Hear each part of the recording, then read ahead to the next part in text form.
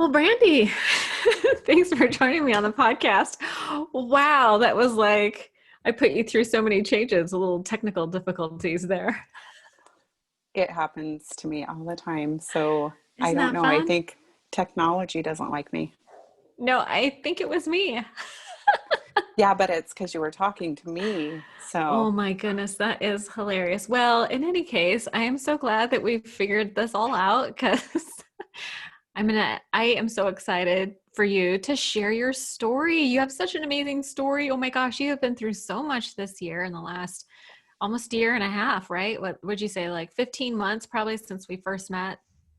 Is that yep, about right? my sobriety date, I've been sober going on 15 months. Yep. That is amazing. I think I just now hit the record button on the piezo, so that's fun. It is all good. So I this is what we're going to do. I'm going to give you about 15 minutes to share your story and I will not interrupt you. Apparently that's annoying to some people.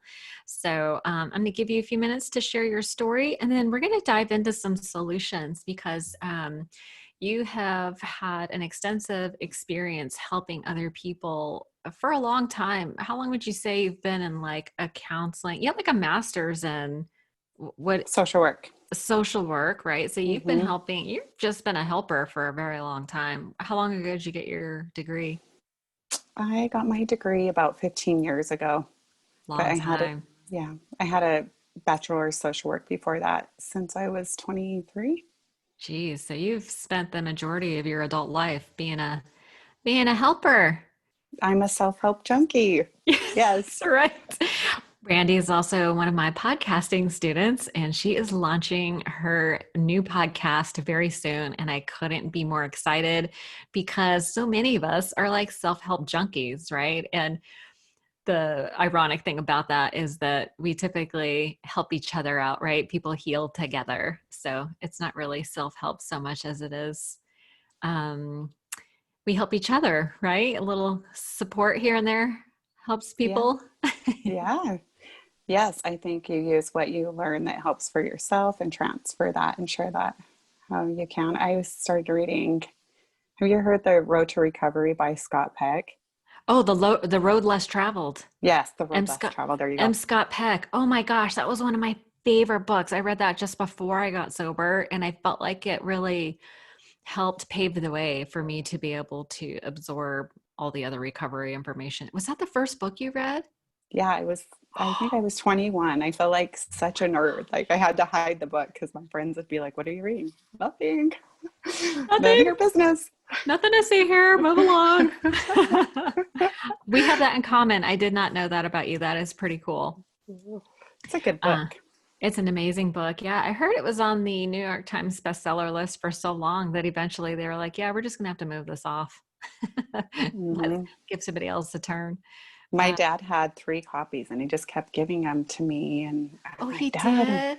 yeah, I already read that. But yeah, there's Oh. another one called The Road More Traveled, I Oh, think. was that like his sequel? Yeah. Oh, very cool. Well, I'll leave links to both books in the show notes, but I'll have to check that one out. I didn't even know he had a sequel to it. The first one was so profound for me that I was like, yep, this is all I need from you. hmm Yeah, I think that's why I went into social work. When I read that, I was like, man, I just like this stuff. I just get it. Yeah. Isn't that interesting? Like when you find your purpose or when you find something that really resonates, yeah, it's just undeniable. Very cool. So I'll give you, how much ever time you need to tell your story. You've been through a lot in just 15 months. So yeah, I'll let you tell your story and then we'll jump into some solutions. Okay, and I don't mind if you interrupt if I somehow forget something. I mean, you know my story pretty well. So if there's something I I leave do. out, let me know. Okay. I will unmute myself and I'll wave at you or something. Okay, sounds great. Anyway, and thanks for having me. I love you so much, and I feel like it's such an honor to be here today. Oh, thanks. So, I started drinking at the ripe age of 15, and I had swore I wasn't going to do that. I wasn't going to drink after I saw the struggles my dad went through. Um, and then I went to high school, And there it was. And the first time I drank, it just felt like I was home. Like, oh, this is what I've been looking for my whole life. And I always felt like when I would drink, like I was drinking for this, like I was running a marathon and then I was going to get to the end and there was going to be something fantastic at the end of a drinking a night out or something, that if I just had one more beer, I like craft beer, that there would be something, some special surprise at the bottom of the bottle. And that never really happened. I mean, I had a lot of fun, and it definitely gave me some excitement that I needed. And, you know, I still have the same friends that I had when I was drinking. I feel like most of them pretty much just phased out the alcohol as they got older, but I did not do that. And I had periods where, like when I had my kids, it wasn't purposeful, but it was kind of, being pregnant and nursing really helped me get away from it. And I was really relieved for that. But my ex-husband had an affair when my youngest daughter was a baby, and we had a really rough time recovering from that. And we ended up ending our marriage because of it. We couldn't get any trust back. And I felt like that just really destroyed me. I felt like I had gotten to this white picket fence place that I didn't have when I was little. And I just felt devastated that my kids were going to go through a divorce and have that pain that I had. And that was not my goal, to go through a divorce when I got married and had kids. And I had a lot of guilt that I brought them into that. And I should have known that it was going to end that way. There were some red flags that I didn't listen to before I got married. And when I was going through the divorce, sometimes I wouldn't wear my seatbelt on purpose because I felt like maybe it would just be easier to not be around, and just, I think, some serious depression. And then in order to escape that, I started going out, and I had a whole bunch of friends that were single. And so when my kids were gone, it was really hard for me to be home when they weren't here. So I was at happy hour, and unfortunately I didn't end the night at happy hour. It just continued. And I felt like that's really how I coped with my divorce, and not so much being divorced, but just what the guilt I felt about what my kids were going through, and that they weren't going to be okay because they were going to be coming from a divorced family. And I had experienced that. My parents got divorced when I was 10 months old. And it wasn't, my parents did not get along well, and they did not like each other. And I knew what it did to me. And when I had my kids, that was one of my goals, is my kids will never go through that. And then they were going through that. And so I escaped. And so I got right back into drinking, and it stopped working for me. And so my sobriety journey really first it was 30 days, and then it was 5 months. And then it would take me like 6 months to get back on track. And then I was sober for 5 more months. And I'm almost 15 months now, and this is the longest I've been sober. And I think it stopped working for me. I could just have a couple of drinks and my anxiety would be through the roof. And I don't know if you've ever heard of anxiety, but I started looking at what that was. And I didn't have to have a hangover to experience it. It didn't really take very much, but your brain starts releasing dopamine when you drink, and it's that excitement feeling that I loved. And then your brain's at a deficit after that. And so the next day you're anxious because your dopamine's all whacked, the levels. And I think over time, I probably had a pretty significant lack of dopamine in my brain. And so it would only take a couple of drinks to have that anxious feeling. Like I remember in my peripheral vision, I would be jumpy if anything would be in my peripheral vision, and just be so irritable on edge. And then the depression too. I don't know where that shame and guilt come from, but every time I woke up and I had drank the day before or the night before, I could taste it. And I would just wake up with this like blanket of shame and guilt, even if I hadn't done anything wrong. I think it's because I knew I had a problem, and I felt weak because I couldn't stop. Because later in the day, I would be having the compulsive thoughts like, am I going to stop at the store today? No, I'm not. Well, maybe you could just stop and get a bottle of wine at the wine store, and that dialogue was going through my head all the time. And I don't know if that's part of like withdrawal, but I would just be like spinning in circles, and the anxiety would be so bad that it was just easier to have a drink so that I could calm myself. I read something that the holistic psychologist posted that I loved. She said an addiction is just an attempt to regulate your nervous system. And I felt like that's exactly what it was for me. It, whether I had ADD, it was something that made me be able to calm down and sit still. But yeah, I don't know. Towards the end, I started drinking when I was 15, and now I'm 43. That was my coping skill for anxiety. And it's funny because when I quit, my anxiety decreased like by 75%. I mean, I still have times of anxiety, but it's not unbearable. I can work through it. But that was, I could only describe it that I couldn't stand being in my own skin. And then the booze, they helped for a minute, but then it was just right back. And so when I met you, Arlena, that's really when I started building a support system. Before that, I had had brief stints of sobriety, but I didn't have a support system built around me. I had listened to podcasts and done all these things, but I was going to do it by myself in a bubble. And you and I worked through the 12 steps, which really, I had a lot of childhood trauma that I worked through. And the Women's Way, we worked through that. And I loved that book because I felt like it really addresses some of the issues that come up for women in sobriety. Like the fourth step was really hard for me because a lot of my side was my childhood trauma that I was still feeling angry and resentful about. And so I had no part in it then, but I was still living in the problem and not the solution.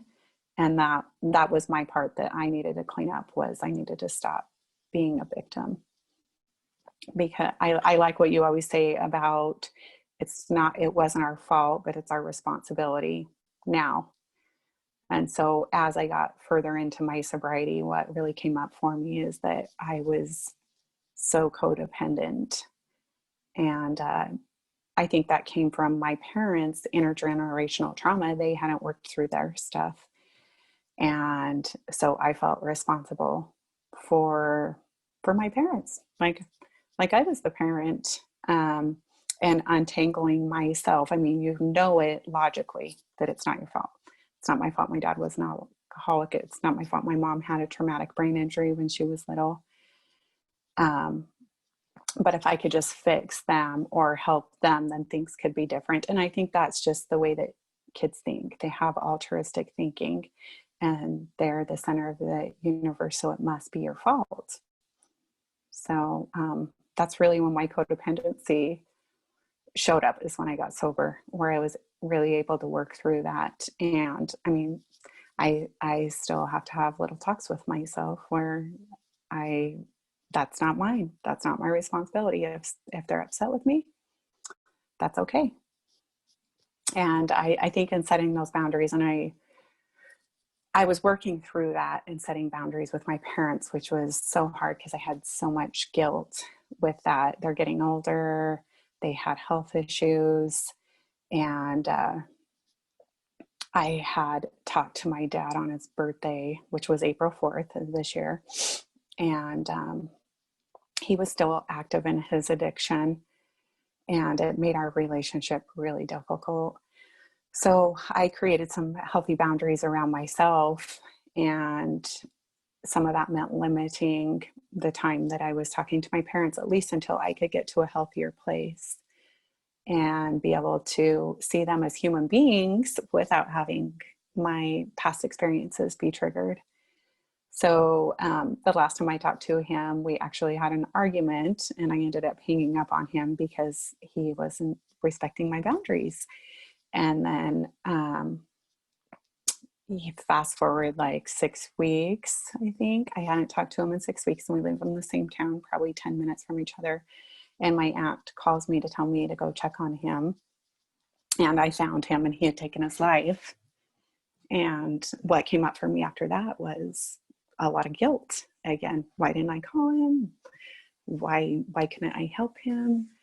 Like I do with my own patients, because I work for hospice. So I can separate myself from them and be there for them and understand that they're just humans having their own human experience with their own trauma. But I think that's really hard to do with your parents. And so after I found him, I had to work through a lot of guilt that I wasn't there for him, but there was a reason for that. And so I think it was really hard for me to get to a place of forgiveness with my parents. But once I got to a place of acceptance, I was able to get to a place of forgiveness, to accept that what happened was happened. And there was reasons. And my dad's dad was an alcoholic. I mean, this is generations of alcoholism and addiction. And he was just doing the best that he could.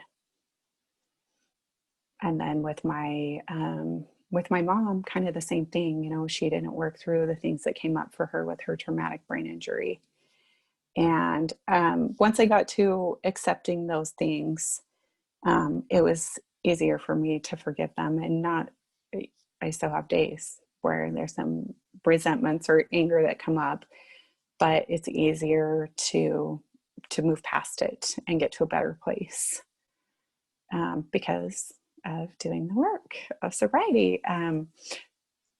You know how they say that you change that one thing and it changes everything. I was just talking to a sponsee yesterday, and she was saying, well, what if I work on this stuff and then I'll be able to get sober? And I think it actually works in reverse, that you get sober and then everything fixes itself. Not that life is perfect, but it's a lot more bearable to be able to work through those things. Did I miss anything? Can you think of anything else that, you know, my story probably as well as I do? Right. I just want to be sure you can hear me because I was on mute before.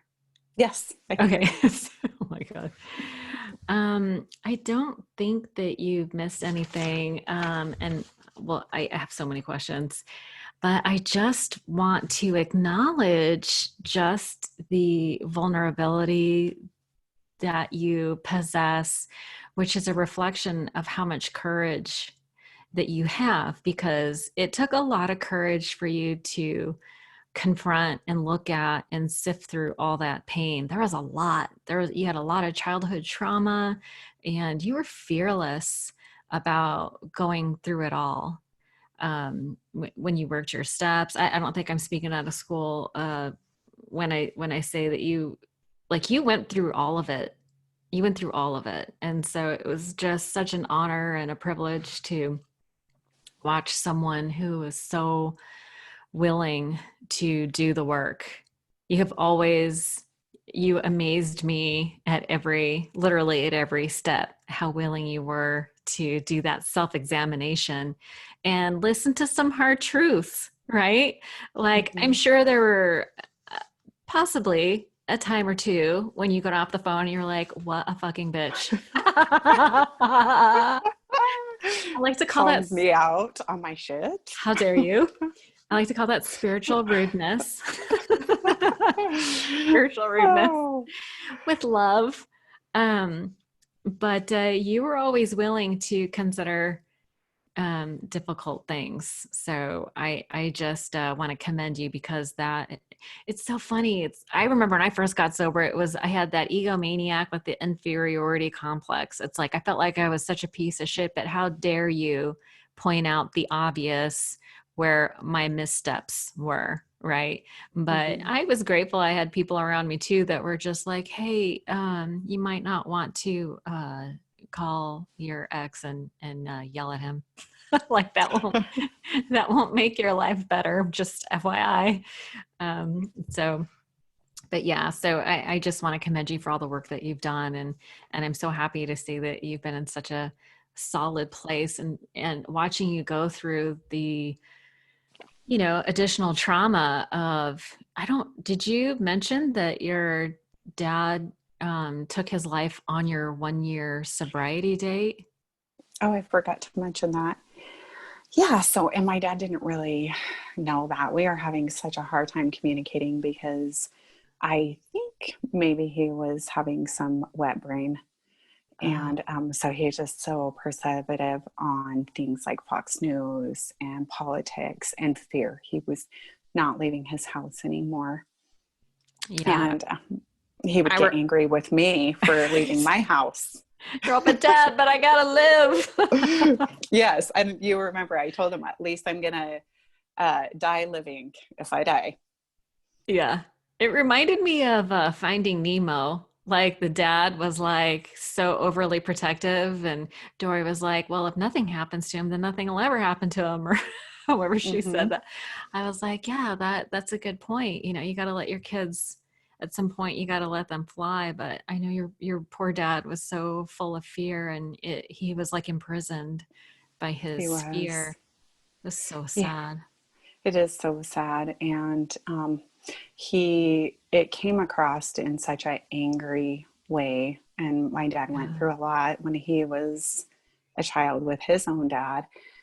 So when he didn't want me to drive my daughter to soccer competitions or wherever we're going, he gets so mad at me. Mhm. And so I just stopped telling him things because it would cause a fight. And um, he just couldn't get free from his Yeah. addiction. And so we had had a party for my 1 year sobriety at my house, a couple of friends and my kids, and we were recognizing that day, and it was pretty special. And the next day, my aunt told me to go check on him, and he had actually, when the coroner um, checked him, said he'd passed early the morning of my sobriety date, the day before. Wow. And yeah, and I thought that is so weird because it could have been any other day of the year, and it was that day. And I felt like there has to be some significance that can just be a coincidence that that he would just pick that day. Yeah, he didn't know. Mm-mm. He didn't know. So it's interesting that, you know, situations have meaning that we assign to it, right? And you could have chosen a variety of different meanings to assign to that situation, but you chose an empowering meaning. Do you want to share what kind of lessons you took away from that experience, like what you decided it meant for you? Yeah, well, when I found him, so I was by myself when I found him. Oh, oh, I can't imagine. Yeah, yeah. So that was kind of hard. But I kept thinking, like, oh, like, is there going to be, am I going to lose my mind? Like, what's going to happen? Am I going to be able to handle this? And, thank God I had a year of sobriety under my belt because I don't think I would have been able to cope with that. Um, but I found a letter that he had written to his grandparents as we were cleaning through his house, how he was never able to be free from his addiction. And his perspective of it was that this addiction had a hold on him and he couldn't get free. And I think it all has to do with your mindset. If he thought that way, of course he wasn't going to get free from his addiction. And I could think of this like I'm doing something he wasn't able to do. and he would be super proud of me and cheering me on. And so now we have this sobriety cheerleader, that is, he can think about it differently than, and I don't know if I told you, but I did go talk to like a psychic, and she didn't really know anything. And she said that he was present, and he was super excited for me. And she told me things about him that she wouldn't have known, and said that he was able to be here for me in a way now that he wasn't, because he didn't have that wall up that Yeah. he had before. And so I think the symbolism for me, because I told you I read The Unexpected Joy of Sobriety, and for me, I think I've been successful being sober because it was a decision that I made, that I have a low tolerance for pain. And when I was depressed and anxious, I hated feeling that way. Nobody told me I had a problem. People were actually telling me I didn't have a problem, and I was really good at hiding it. Mm-hmm. And me being the one to say that I want to stop, I want my life to be different, made it a positive experience, that I could find the joy in being sober. And with him, like, he gets to be free. On the cover of that book, there's a bird in a cage, but it's not, or there's a bird cage and there's a bird free flying out of the cage. And that's kind of what I read that before my dad took his life. And that's the way I saw sobriety, is that I'm not like on this chain anymore. I'm not in this cage. I'm free from all that obsessive thinking.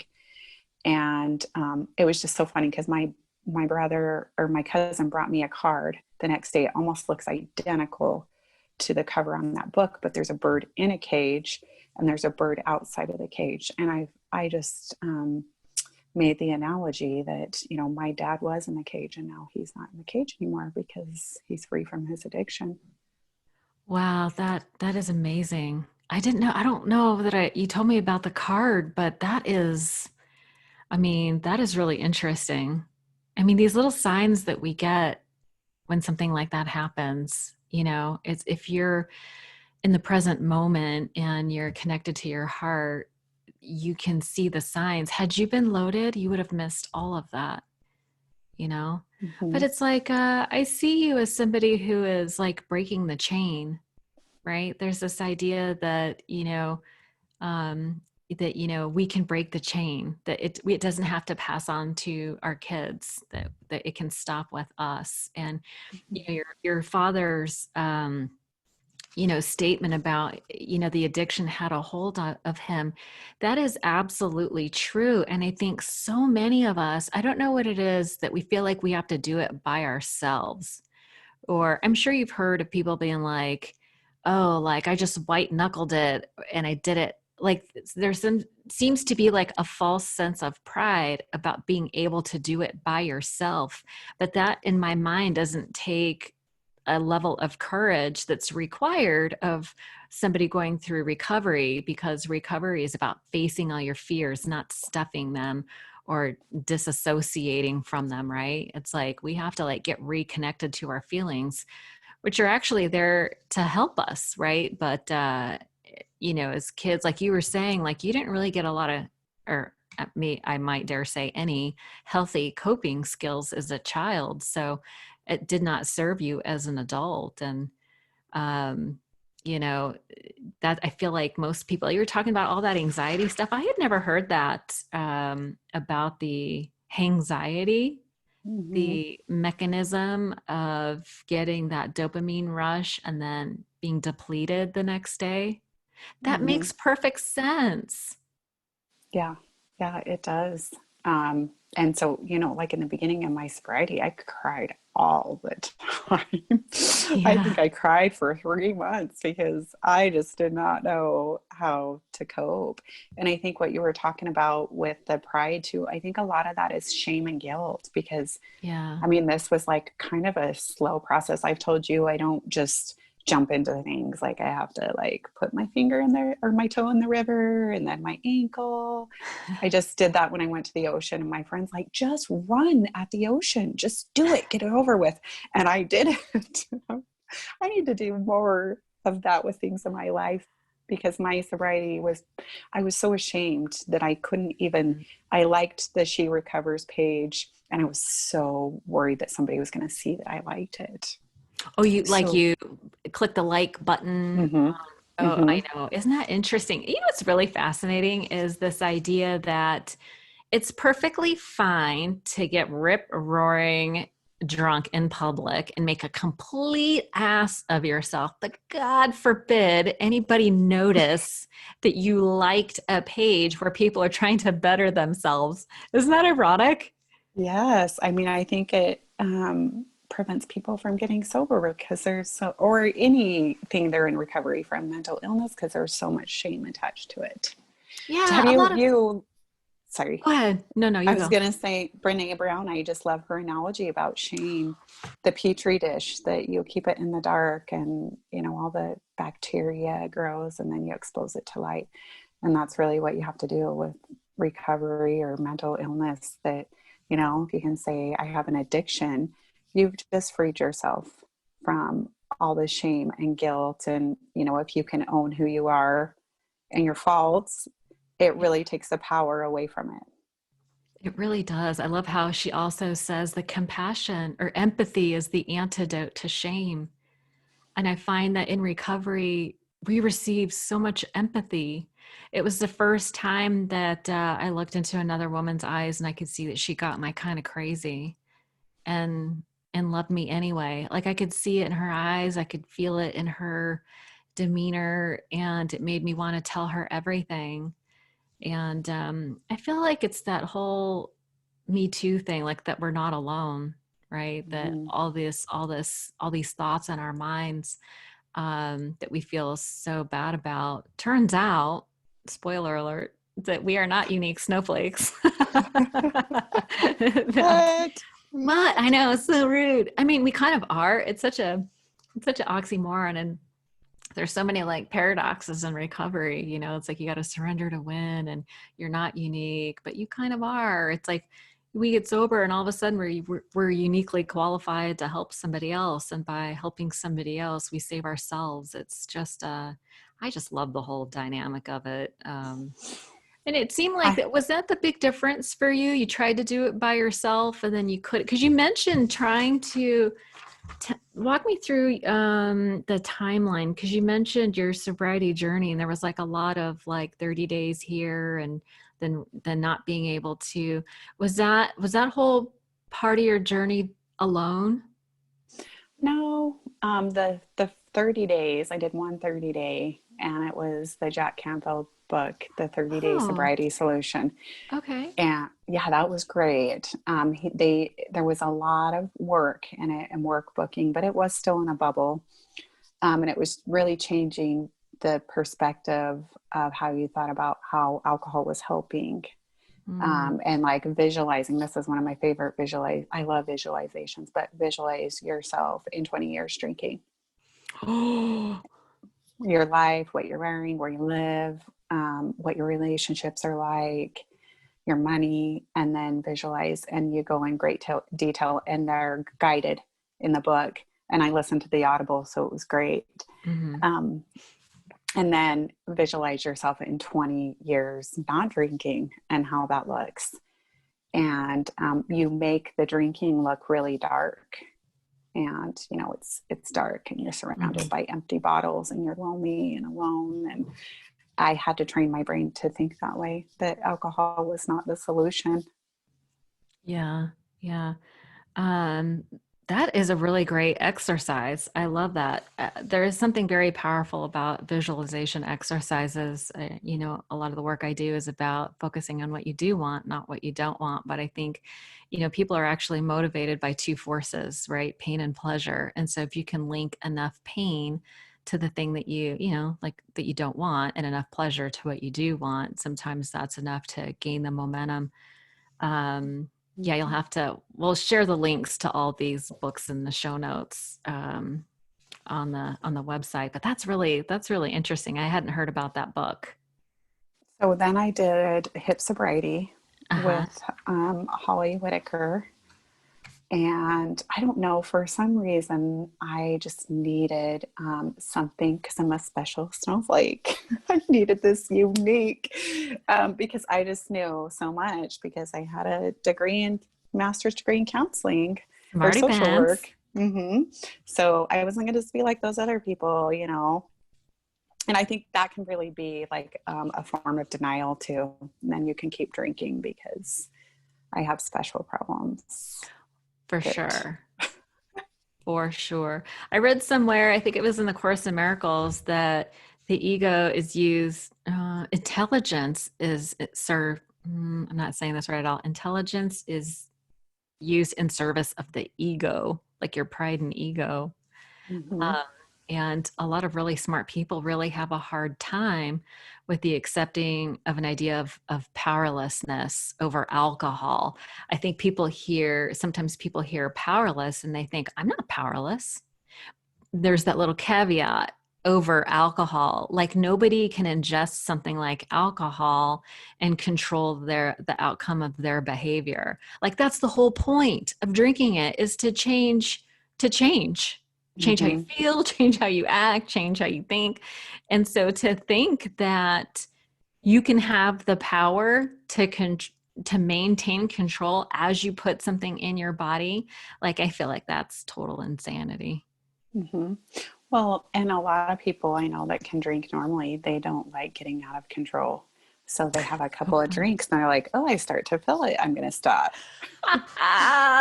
I never understood that. My sister-in-law does it. Oh, I'm starting to feel it. I better put it down. I'm like, girl, that's where you gotta The turn up. point. Keep going. I know. Go, go, go. Yeah, nobody ever had to tell me that. Okay, I'm No. sorry. I digress. So you did hip sobriety, So I and did. was that Yeah, and helpful? that That was yes, because she said something and we she did a lot of educational um like webinars, meetings that the people that were in hip sobriety they were engaged in. You could ask questions, and she went through like diet and breathing and a mm, whole bunch of coping skills. But I was just stuck on this, like, am I an alcoholic? Am I not? Like, where am I at? Am I in this like weird gray place? Why aren't people telling me to stop? And then she's like, why does it matter? Like, it's a thing, and you know it's a thing. And I was just using that as a distraction technique. And I intellectualize things. I think I can just think them through, and then I'm going to get to the solution, and I'm going to figure it all out in my head by myself. And then, you know, when I got sober and I had all those emotions, it's like that is like a technique that I use to not feel shit. oh, for sure. The disassociation. I love how you said, and I feel like everybody does this, is I'm going to figure this out. As it turns out, in certain 12 steps room, figure it out is not a slogan. Oh, well, and I saw my dad do it as I was going through his house. So he had congestive heart failure. Okay. I saw that he was taking his blood pressure. He was seeing cardiologists and all this stuff, right? But he wasn't going to Yeah. believe them because he was going to figure it out. He was going to figure out how to drink. You know, when you have CHF, congestive heart failure, you're retaining fluid around your organs. So the Mhm. worst thing that you can do is drink a diuretic. Alcohol But as a diuretic? Yeah, I mhm. guess so. Yeah. So he's, you know, then retaining more fluid, and Hmm. Doesn't he a was going to diuretic figure. mean? Oh, I'm so sorry to interrupt you. I'm confused. Isn't a diuretic meaning that you lose water from your body? So like alcohol dehydrates you, coffee is a diuretic, so it just But makes you more hot. if he has too much fluid and he drinks alcohol, how come that doesn't help? Because I think I think there's a lot of sodium in alcohol, right? Like somebody that has congestive heart failure, and makes you retain fluid. So Oh, okay. Yeah, if yeah. they give you water pills, you're getting the water off of your body, but a Okay. diuretic makes you retain it. Oh, And okay. so he's going to That's figure awesome. that out on his own. I'm not asking the cardiologist. I'm going to figure out how I can Mhm. do this. And not drinking, that's not an option. No, it's just brings me back to this lesson I myself have had to learn over and over again. And I feel like smart people have to learn this lesson over and over again. It's this idea of self sufficiency, that we can do Mm-hmm. it on our own, right? Like, it's so tempting to just be like, things aren't working out, so I'm just going to take more action, right? And then Mm-hmm. I just create this frenzy. And meanwhile, I don't even realize, like you were saying about the distraction, it just creates a distraction from pain. And in my mind, all addiction is about distraction from the pain. It's like Mm-hmm. this distraction allows us to like focus on something other than what's really going on. I think that's why so many people are so confused about, you know, alcoholism. It really has nothing to do with alcohol. It's all about, well, it's, I mean, that's not necessarily true, but do you know what I mean? It's like, it's not about the alcohol. It's about all the feelings and stuff that were driving you to drink. Mm-hmm. And when you went through the steps and all that stuff, did you find that you were then able to resolve and manage your feelings from that point? I felt like I felt like if I stayed stuck in the problem before I did the steps, then I could have a reason to drink. It was an excuse. Hmm. Like I would have a bad day or something shitty would happen. I'd be like, happy hour, let's go. And then when I started doing the steps and started working through the problems, then I feel like having the problems was an excuse for me to drink. So Hmm. it couldn't be an excuse anymore. And Yeah. it was I told you it was a magical process for me because it's just a structured way to work through the stuff. And like you said, the alcohol Yeah. was just the coping skill. Yeah. And if I hadn't had that support system, like, this sucks, I feel horrible, like I just want to escape this feeling, and then it gets so much easier. What I did you think 3 months was it what it took for me to start feeling better. 3 months? Man, I remember and I was like this too in the beginning, so much crying. And it was like all the pain and suffering that I had bottled up was now allowed. Like I felt like I had so much support that I felt safe for it to come out. And the tears were like, it was like a release of pain. It was like literally washing away the pain. The tears washed away the pain for me. So it's not uncommon that those first few months are spent just releasing. It's like emotional detox, right? And you just feel so vulnerable. And then, you have these little problems that hit you. And I think it's a miracle to get sober. Like I feel so grateful It is. because working through things today that feel normal. I mean, that's like how life is. It's up and down and good and bad. It's both. But when you're in an addiction like that and need to escape, it doesn't feel little, it feels overwhelming. And Right. so to get through a day when you've had something come up is a miracle to make it through that day without drinking. Absolutely. It is a miracle. It really is. I mean, you have like the woman I'm looking at now is unrecognizable from the woman I first met. Like your whole demeanor has changed. I mean, I keep saying it, but it was so courageous of you to submit to the process. And it reminded me that, I know it sounds like I'm trying to sell something here, but it really is like, you work the steps and the steps work you, right? Like you Mm-hmm. were just willing to do the work. You did like the hard work in like record time, by the way. I was like, God damn, this girl is ready. So but yeah, it seems to me like you, like what happens, like, I already know the answer to this, which is totally a leading question, but what do you do now when you feel anxious or like something comes up for you? How do you manage your feelings now? I have to use a lot of different things. I feel like um, self care is really important. Recognizing, like with my kids, when I over the weekend, I started feeling resentful. Like I'm not feeling appreciated. the rules are being broken. And so recognizing when that happens before it gets too big. And I think that's just how I have to have some time alone, which I used to avoid time alone like the plague. When I went through my divorce and my kids went to their dads and they were little and it broke my heart, I would avoid my house for the days they were gone. And I was out and I love being social. And now I've learned to appreciate my time alone, because that was a hard thing for me in getting sober is, oh my God, I have to be alone. Like I can't go to happy hour. I couldn't for a while. Now I can go and have non-alcoholic drink and eat some food and then leave. But I couldn't do that in the beginning. I had to stay away from the triggering situations. And so I think I can appreciate that time alone.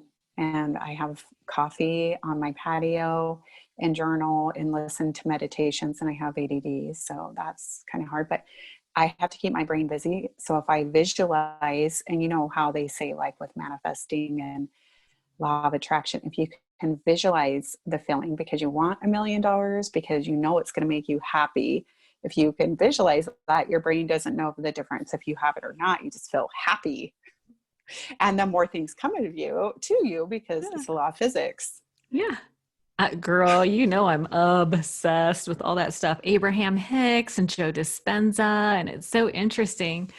I love all that law of attraction stuff. It's really utilizing your brain and all the gifts that God gave us in the right way. Like most people don't realize, like I think most people get into like this addictive negative thinking pattern, and it's just they say that thoughts that fire together wire together, and people like get into this loop of negative thinking, and they're basically rehashing the same thoughts and feelings day in and day out, and we're like these magnets and we attract or Mm-hmm. repel at the level of energy, right? So you're holding all this negative energy, and then your subconscious mind is aligning with like this negativity, and you just, it's like this loop that you know we're constantly living in the residual of yesterday's decisions and actions, right? So it's like if we want to create something new, we need new thoughts and new feelings to create a new reality. That's why when you were talking about that Jack Canfield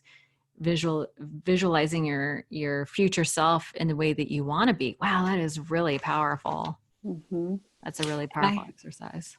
I've had a lot of negative thinking. That's been really hard for me. Like I would just wake up with it and I hated it. And so I tried all these things to get rid of it, like, but then I thought part of it for me was accepting it. First, accepting it, what you resist persists. Right, right. And then I heard this amazing thing that changing negative thoughts is like changing the direction of a river. It's impossible, but you can create a dam. Like, what thought feels better? Because we judge ourselves like, why am I having that shitty thought? Why can't I change this? What's wrong with me? And that Right. wasn't really hopeful. So you can be like, what can I think that feels better? Yeah. Was a good dam for that negative loop. Hot damn. I like it. Hot damn. I loved how you said though, I wrote this down, acceptance, then forgiveness. Right. And acceptance in my mind, like you don't have to like the situation, but we're talking about acknowledging reality, Mm-hmm. right? Like when you're Mm-hmm. talking about like your family or the past or yourself, it's like, yeah, that's, reality. And I don't have to like it, but like you were saying, then you can think a new thought, what do I actually want to create, and then start focusing on that, but not to beat yourself up about having the negative thought in the first place.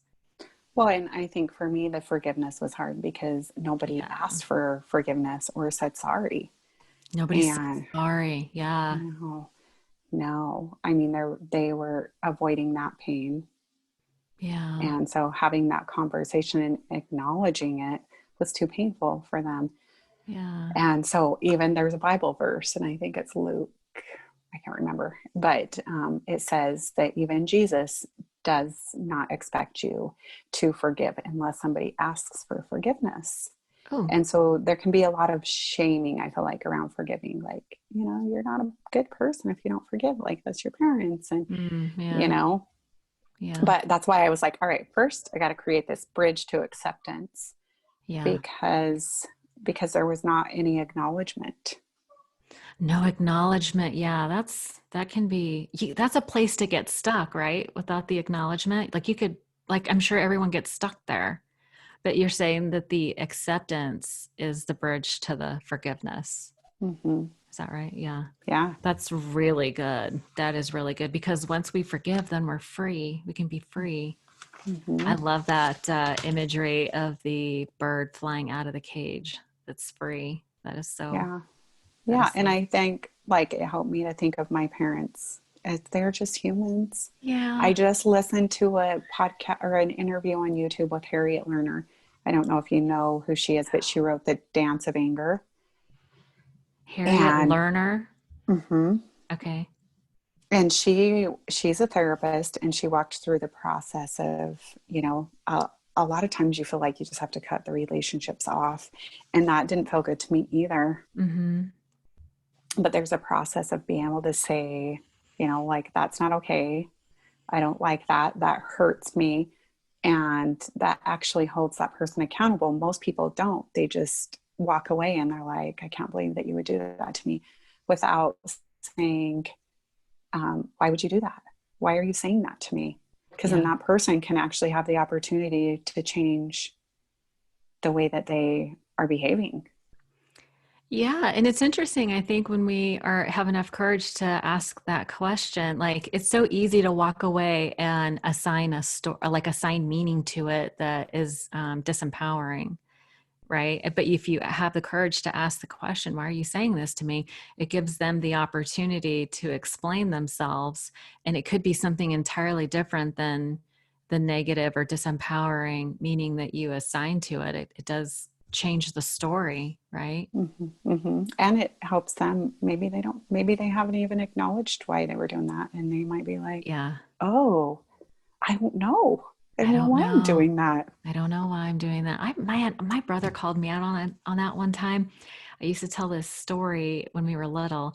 When I first met my stepbrother, he was like 3 years old and he had a temper.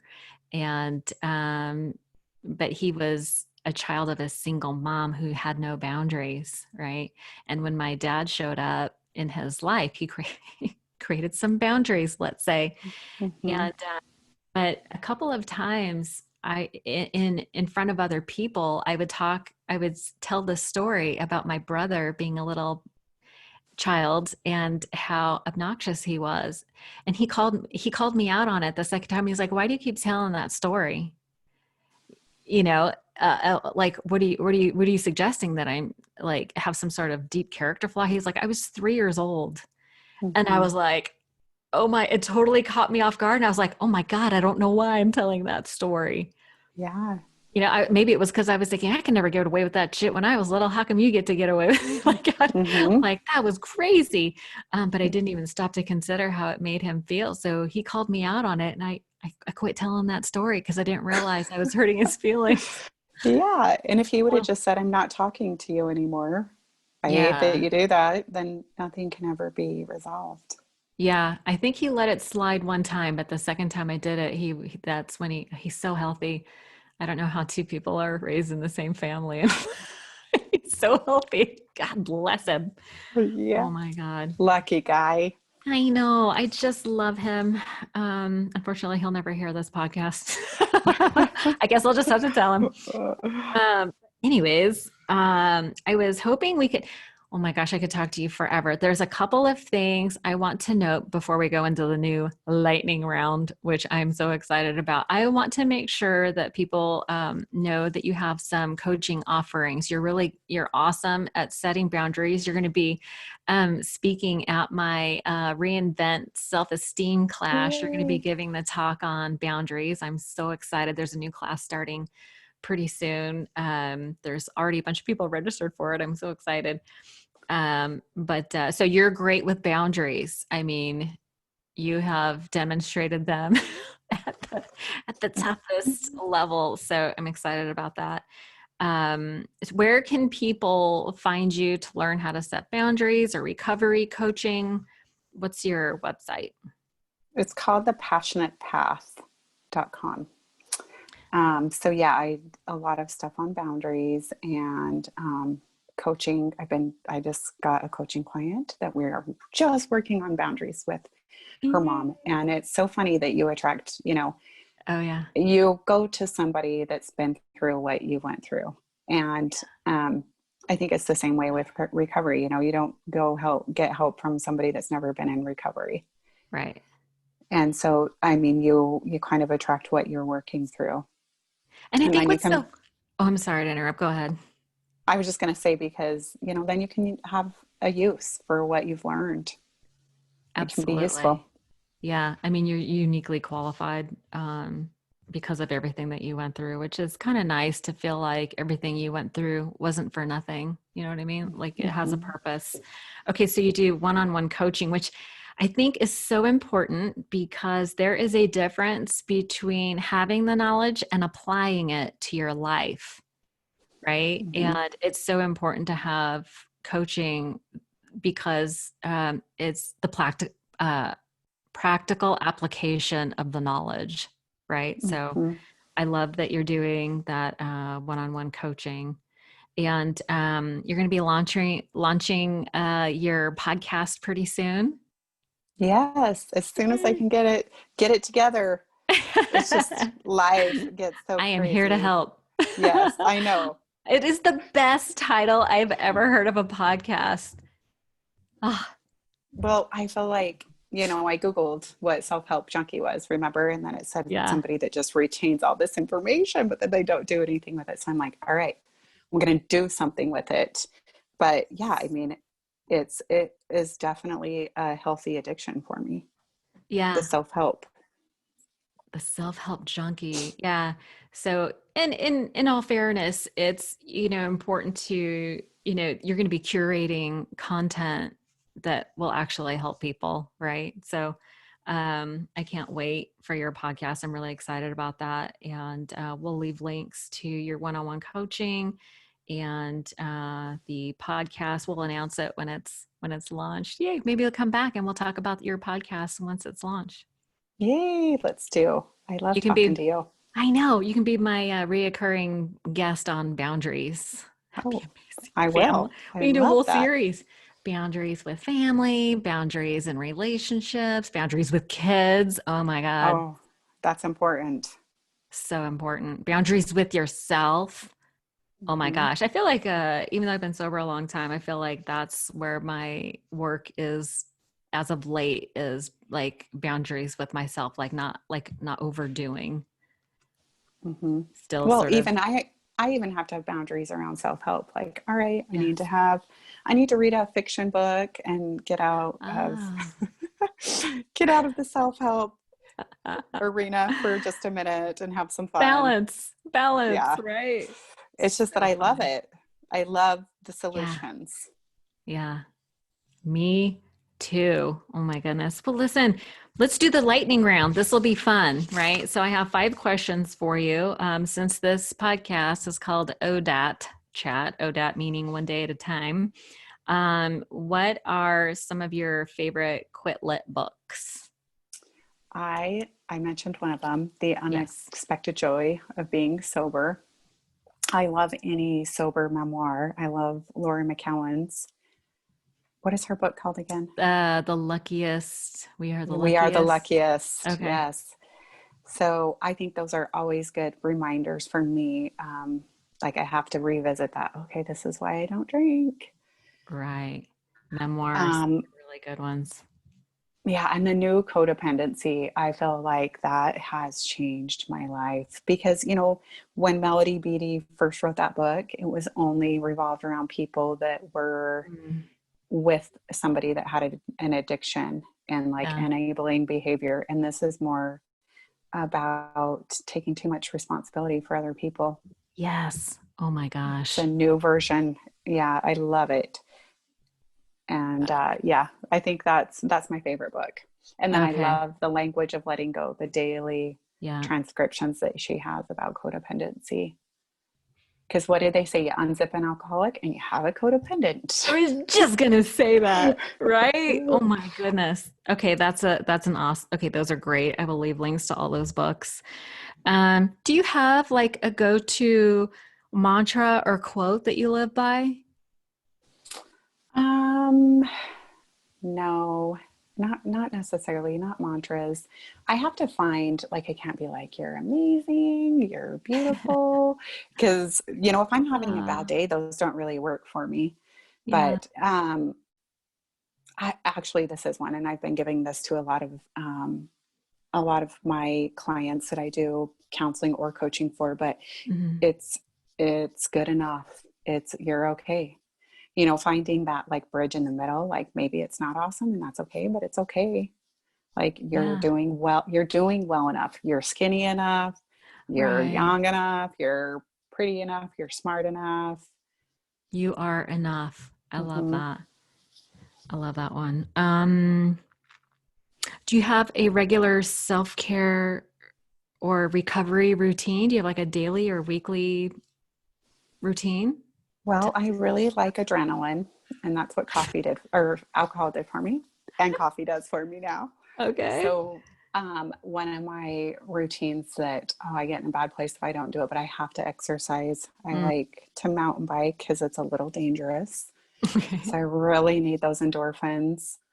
Um, I'm not good at doing yoga, but I try to just go outside, have some coffee, listen to some like meditation music, stretch, Hmm. and just I it's important for me to be in my body and not do Oh that yeah. disassociation. Get out of your head and into your body. Do you do Hmm. that first thing in the morning to kind of set Mm. the day? It's a morning routine. Yep. Yep. Okay. Before my kids get up, I get like an hour to myself. An hour. Look at you. That is so good. I do that too. Okay. Oh, and you mentioned reading or journaling, prayer, meditation, journaling in the morning, earlier in your conversation. Do you have a daily reader that you like, or what is the form of your? I'm sorry, I'm peppering you with tons of questions, but I'm curious about a daily reader and I'm curious about the nature or structure of your journaling in the morning. So I do read the language of letting go. It That's the has daily reader. every, Okay. mhm. and then I listen to my meditation and then journal. Like I recently downloaded something from the holistic psychologist. You'll have to check her out. She's really Uh-huh. great. Her name's Nicole LaPera, but she has a daily future self journal, and you just can write it every day. Today, I'm focused on shifting my pattern of blank. I'm grateful for blank. 3 traits my future self will have. The person I'm becoming will experience. I have an opportunity to be my future self today when I blank. And I think the gratitude is important too. And so I have to do. Huge. Mhm. You do a gratitude list. So the journal is more like this is what's going well. This is what I want to change, and the gratitude for what I have done, what's in my life, for the people in my life, Hmm. I what's love going that. well. That's awesome. And last question, what's the one thing you wish you knew when you first got sober? If you Oh could my go gosh, back and if you could go back and tell yourself something, what would you say? I love this question. I would say that there's no shame and guilt There's no in shame having and an guilt. yeah, there's no shame and guilt in having an addiction. I was so that prevented me from being able to address the problem because I was so afraid of the stigma around it. I was so afraid to be judged, how it would affect me. And I mean, I'm a counselor, but when I worked for child protection and I'm going to go to a meeting, and what if there's a client there and they're going to think that I'm not credible? Mm, right. There is no guilt and shame in having an addiction. Yeah. Yeah, or anything that as soon as I could say it out loud, it it just released all that for me. It just lost its power. Yeah, there's something about, you're only sick as your secrets, right? So once you let Hmm. the cat out of the bag, it is such a freeing experience. Hmm. It's like a And bird being let out of a cage. I don't love the word alcoholic because I just don't love labels, but Hmm. I I don't have an issue saying I have a problem or I had an addiction. I don't know why I don't like the word That's alcoholic. I okay. think, Yeah, it doesn't matter. Yeah, a lot of people really rail against the word, but it doesn't matter. Like the word doesn't matter. because Yeah, I want it addict to seems a little be. cooler. Alcoholic seems kind of lame. Mm-hmm. But I think there can be so many negative associations that are made with those labels. For sure. Yeah, I like the term alcohol use disorder. Yeah. That's what they call it now. Alcoholism's not even a real word in the, what is it, the DSM-5, or am I making Hmm. that up? No, Yeah, I thought, okay. it's not in there. I have it sitting right here. It's not in there. It's Yeah, alcohol use yeah, disorder. alcohol use disorder. You are a legit credited person, educated. So thank you for validating my assumption or whatever that was you want to call it. Well, Yeah. Brandi, you are amazing. I just love you and adore you more than I can express. And I'm so glad that we had this opportunity. Thank you for hanging tough through all the technical difficulties Oh. that was all me. So my bad. Oh, well, I thank you because I know that I was not easy going You through the steps. I were. was like, I'm special snowflake. You actually are. Yeah. You actually are So, special, but yeah, you did great, and I'm so proud of you, and I'm just so excited for all the work that you're doing, and that you're not only breaking the chain, you are an example of an amazing woman to your daughters, and I think you are an amazing mother, and I'm just so proud of you. So, thank you for oh, being well, such a joy in my life. you've helped me so much. And so just have to express my gratitude because I could not have done this alone. Right. Yes. Well, Okay. I look forward to doing more podcasts. And of course, I will talk to you real soon. All right. Thank you so much. All right. Thanks. All right. Bye. Bye.